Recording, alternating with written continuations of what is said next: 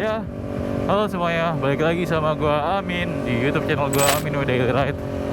Seperti biasa, tempat yang sangat tidak asing buat kalian kalau sering nonton video gua. Kali ini kita lagi ada di daerah Kebayoran Lama, Jakarta Selatan. Hari ini hari apa ya? Anjir, lupa lagi. Hari ini hari Rabu, tanggal 3 Juli 2022. Yes, hari Rabu betul. Kali ini gue lagi mau arah ke mana ya? Gue ke arah ke Bayoran aja kali ya, karena muter sebentar. Sebenarnya gue mau ke Praja gitu kan, tapi karena kayaknya kalau ke Praja terlalu singkat gitu kan, gue mau bikin video beberapa menit lah, berarti gue harus muter dulu lewat Kebayoran. Oke, anyway, jadi di video kali ini gue bakal ngebahas tentang part-part yang wajib kalian pakai kalau kalian punya CBR 250RR. Yes, terutama buat kalian-kalian yang baru beli CBR 250RR terus bingung mau part modif apaan aja. Ini gue ada rekomendasinya buat kalian yang part yang wajib kalian punya. Oke?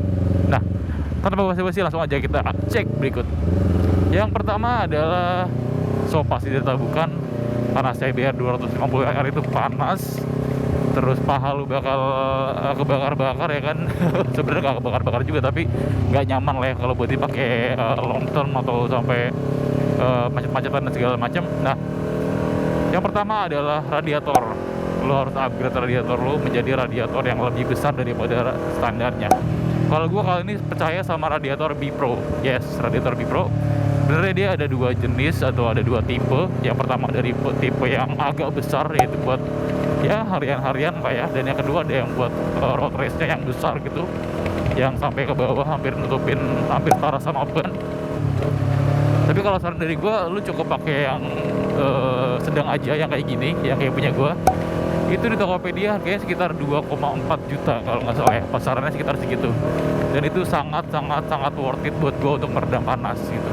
Mungkin kalau kalian masih baru punya CBR terus kayaknya, oh ini kok motor gue adem dan nggak apa-apa, dan kalian nggak ngerasa panas, ya kalian nggak perlu ganti. Tapi kalau paha kalian sensitif seperti gue, kalian wajib ganti radiator. Misalkan kalau alternatifnya adalah kalau misalkan budget kalian kurang untuk beli radiator, toh yang di-upgrade adalah engine coolant-nya atau air radiatornya. Jangan pakai air radiator yang biasa, diusahakan pakai air radiator yang bagus seperti Ivone ataupun apa sih satu lagi tuh, engine ice atau semacamnya yang selevel sama mereka. Nah, itu saran dari gue. Gue ke kanan aja deh. Daripada kalian beli radiator mahal gitu kan, kalian mau coba alternatif dulu, ganti air radiator dulu aja gitu kan. Nah, itu poin yang pertama dari gua. Dan poin yang kedua adalah jalur pedok. Yes, betul sekali, jalur pedok. Karena kalau kalian baru punya CBR terus kalian mau servis, atau kalian mau cuci motor, atau kalian mau sekedar bersih-bersih motor, itu harus ada jalur pedok ya gitu kan, seenggaknya lah ya. Karena dia emang di bawah motornya nggak ada standar 2-nya. Nggak ada standar 2-nya, nggak kayak motor-motor naked, dia memang ada standar 2-nya. Karena motor racing ya, motor sport gitu kan, nggak ada standar tengahnya buat dia, biar kalau rebel lu bisa nempel sama aspal gitu kan, gak keganggu sama standar 2. Jadi kalau pakai standar 2 kita motornya kayak lebih ceper, lebih nempel ke tanah gitu kan, ke aspal, jadi dihilangin. Nah, solusinya lo pakai jalur pedok. Yes, sebenarnya jalur pedok buat CBR 250R tuh agak ribet ya, nggak cuma asal colok aja, karena kan dia armnya tuh yang aluminium banana gitu ya, atau pakai R15 gitu, nggak yang batangan. Kalau yang batang enak tuh tinggal colok-colok doang. Nah, jadi ada beberapa pilihan jalur pedok. Kalau gue di sini pakai Nasr Beat ya kan, jalur pedok Nasr Beat harganya sekitar segini, ada di Tokopedia. Tapi ada beberapa merek juga seperti B-Pro juga dia ngeluarin, terus Project One ngeluarin, Akna juga ngeluarin, WRT juga ngeluarin. Tinggal kalian pilih aja sesuai sama selera kalian dan sesuai sama isi dompet kalian gitu. Nah, jalur pedok itu penting juga sih, karena beberapa kali gue dulu gue sempet lama nggak pakai jalur pedok ya, motor gue ya, CBR ini agak ribet cuy. Nanti kalau mau servis lu nggak ada jalur pedok ya, mau nggak mau lu harus arm lu harus disanggah sama jalur pedok yang L gitu kan. Dan itu kan kayak takutnya kenapa-napa gitu kan di arm lu, takutnya lecet dan segala macem. Kayak lebih baik lu pakai jalur pedok aja gitu kan. Toh harganya sekitar berapa sih? Mulai dari 250 ribuan kalau nggak salah deh, sampai paling mahal ada di Lightech. Lu kalau mau beli Lightech silahkan kalau duitnya mencukupi. Nah, itu poin yang kedua. Kereta, gue muter ya, gue nggak sadar anjir, Gue nggak sadar gue ngomong-ngomong udah sampai sini. Oke, poin yang ketiga adalah apa tuh tadi? Crash bar atau namanya frame slider. Ya benar sekali. Karena dan lain dan tak bukan part-part CBR ini mahal-mahal, body-bodinya, fairing itu mahal-mahal, harganya gila-gilaan. Kalian wajib memproteksinya atau melindunginya dengan frame slider seperti ini gitu kan. Nah, itu tuh di Tokopedia harganya sekitar 450-an ya. Gue lupa deh harganya. Mungkin sekitar 450.000 sampai berapa juta gitu. Ada modelnya dari, kalau nggak salah ya, dari Akna itu ada modelan sekitar 450.000-an. Terus ada dari RNG yang dari Inggris, RNG punya itu mahal deh, kayak sekitar 2 jutaan deh. Itu lumayan mahal juga.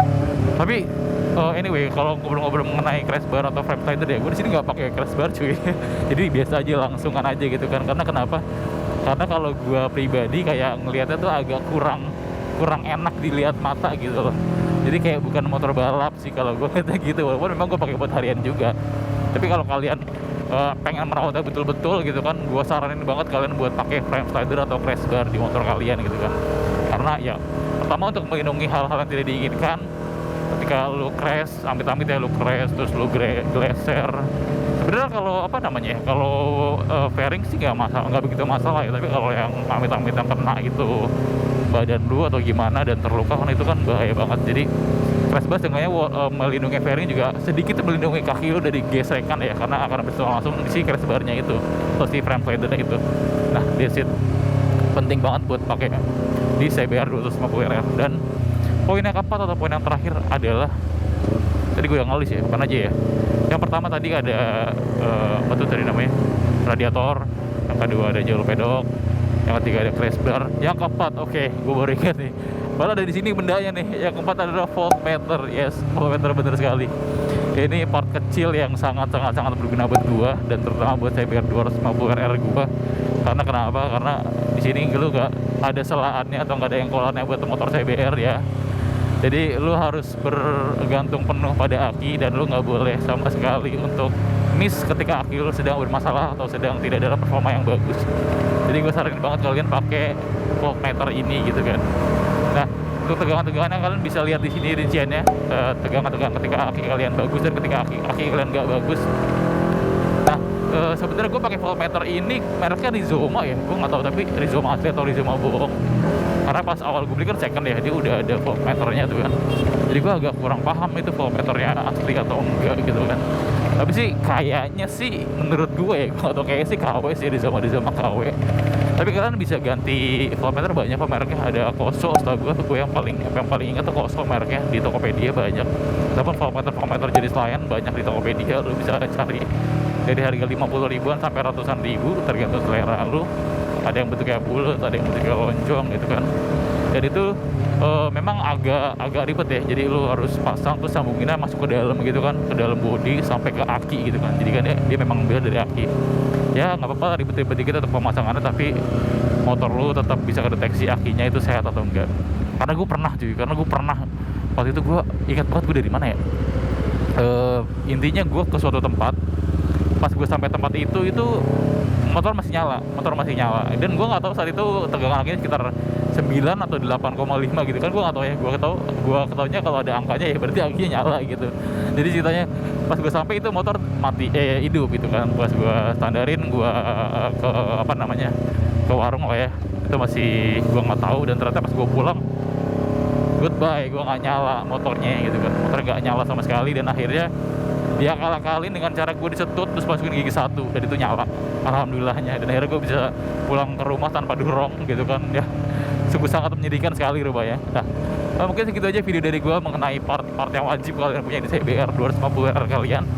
Sekian aja video gue, sampai bertemu di video gue selanjutnya. Mohon maaf jika ada kesalahan informasi yang gue sampaikan. Thank you and goodbye.